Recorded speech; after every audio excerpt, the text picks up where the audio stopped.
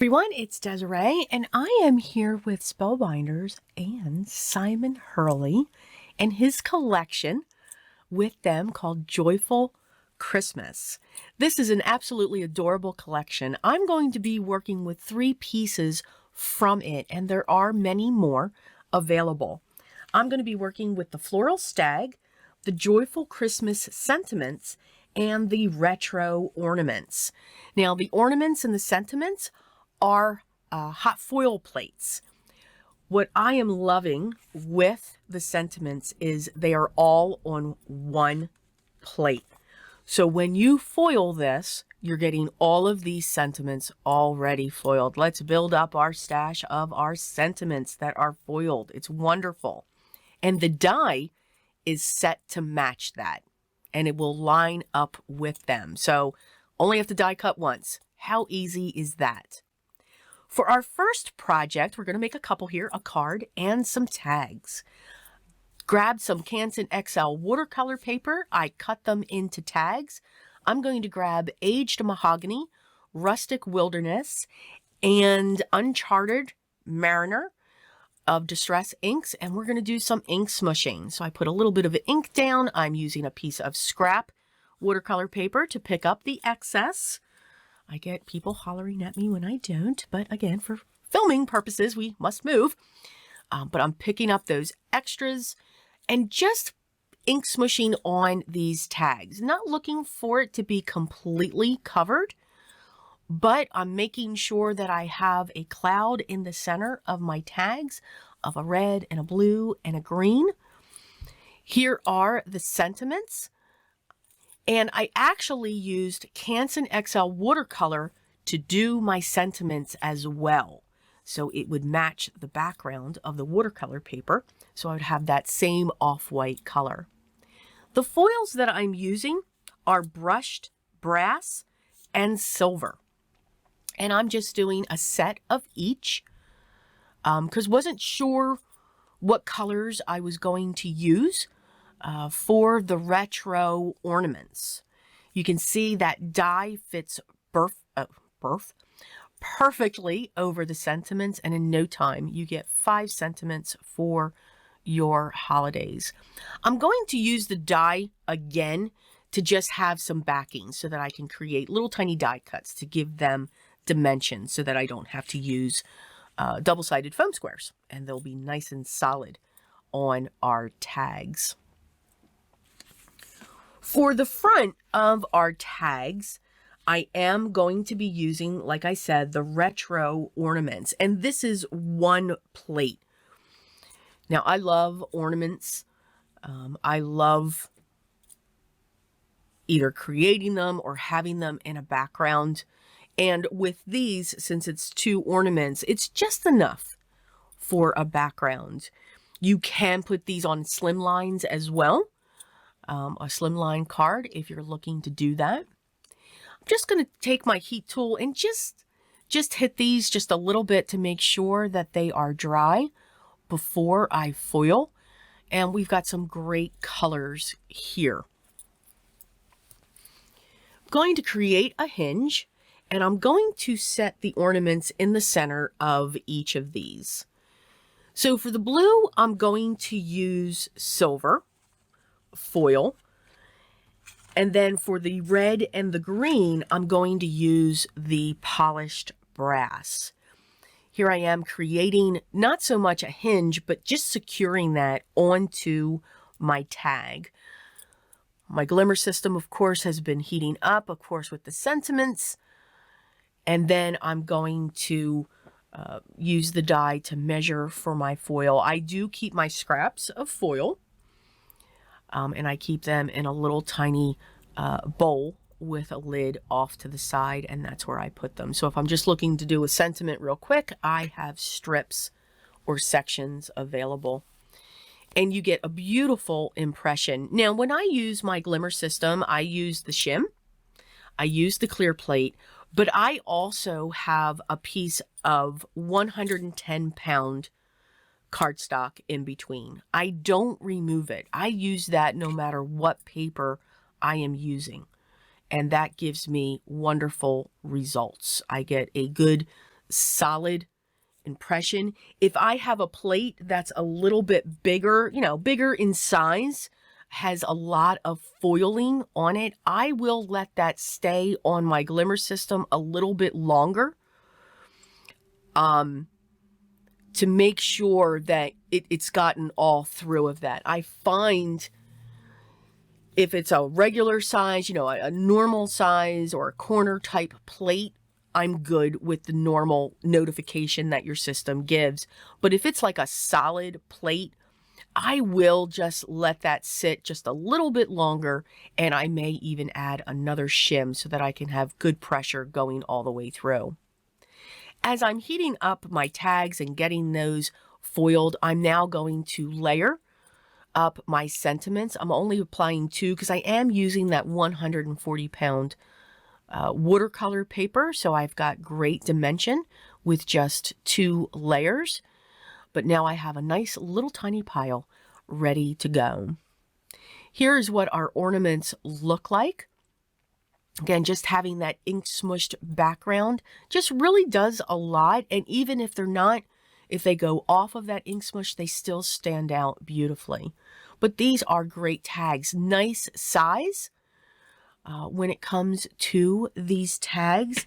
These tags were cut to 3 by 5.5, and then I just snipped off the corners. So these are great for those larger gifts, or they can be great ornaments for your tree as well. All right, let's start our card. The floral stag. I fell in love with the face of this floral stag. So I dug into my scraps, got some browns. I chose a light brown for the antlers, and I chose a darker brown for the body. I chose a 3rd brown for the inside of the ears and the muzzle of this deer. I did not lose the little black pieces that are die cut that I'll be able to inlay into our image. And I have him on a ivory panel that measures 3.5 by 4 3/4. And we're going to create this floral. There's beautiful florals in this die set as well, both Christmassy and non-Christmassy. So you can create your own type of floral swag underneath our stag here. Here are all the pieces. I've already die cut them. And again, chose different shades of reds so that when I layer the 2 pieces together, I get that different color assortment for the poinsettias. I'm going to use 3 of them. And again, I always die cut more than what I need.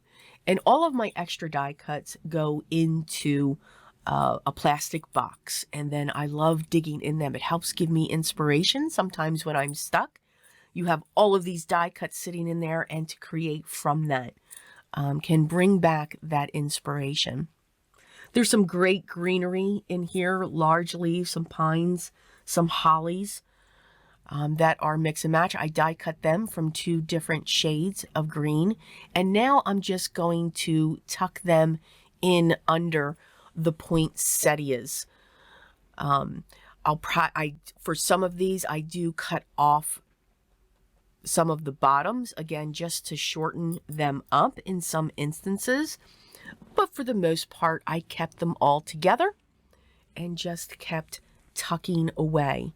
I am only putting glue at the base of these leaves, where I also only put glue in the center of the poinsettias. This way I can tuck as I collage. That's kind of how I build my scenes when I'm collaging. Or you can build it on your table and then use your press and seal to pick that up. However you create is perfect. There's not one right way, and there's not one wrong way. We create the way that we create. I'm breaking up some of the leaves on the larger size, and then just using them individually here and there, just to fill up this area of the floral. I'm going to come in with a Posca pen for the white, just to add little tiny dots of white for the eyes, but I do find it fades, so I do this a couple times. I have a red matte now, the same color that I used for the poinsettias, that measures 3 3/4 and 5, and then I have a final craft matte that measures 4 1/4 by 5 1/2. This is going to go on to my standard A2 size card base, which is a 4 1/4 by 5 1/2, and it is a top folding. And here I come. I'm coming in again with that white Posca pen, determining where I wanted to put my sentiment, and I just did not want to cover up any part of my floral stag, so I chose to put it on the inside of my card. We can do that. We can put our sentiment wherever we would like to put our sentiment. I came in here with some gold Nuvo drops. Now, I will say, after filming, I did remove them.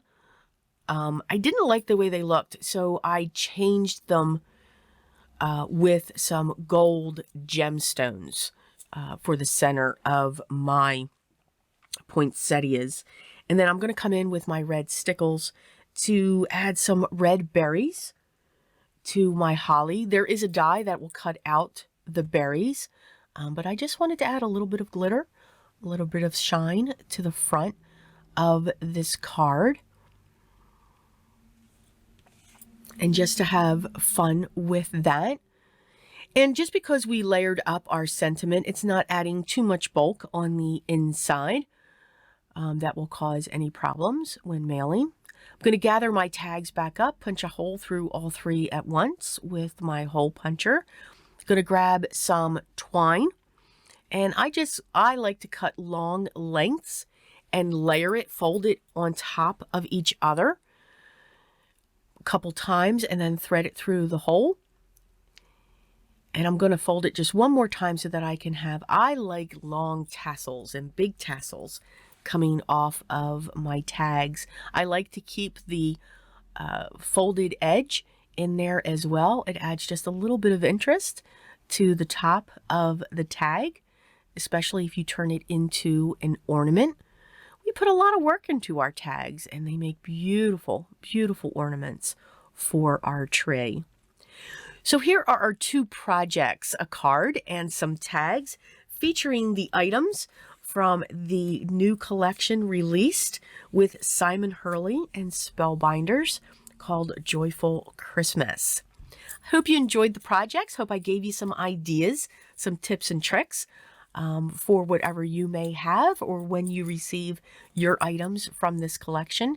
As always, I will have the items that I used listed down below, and I will also have a link to the entire collection. There are so much more, or many more items in it, so you can check that out. Have a link to the Spellbinders gallery to be inspired even more, and then of course to their shop. If you have any questions, make sure you leave those down below, and I will get back to you as soon as I can. Thank you so much for spending time with me today and watching this video. If you haven't yet, while you're here, hit that subscribe button, hit the thumbs up, and hit the notifications so you'll know when the next video is live. Enjoy your art. Enjoy creating. Have fun with it. Try new things. But just always enjoy, and always remember what's still most important. Always be creative, and I will talk with you all in the next one. Till then, take care.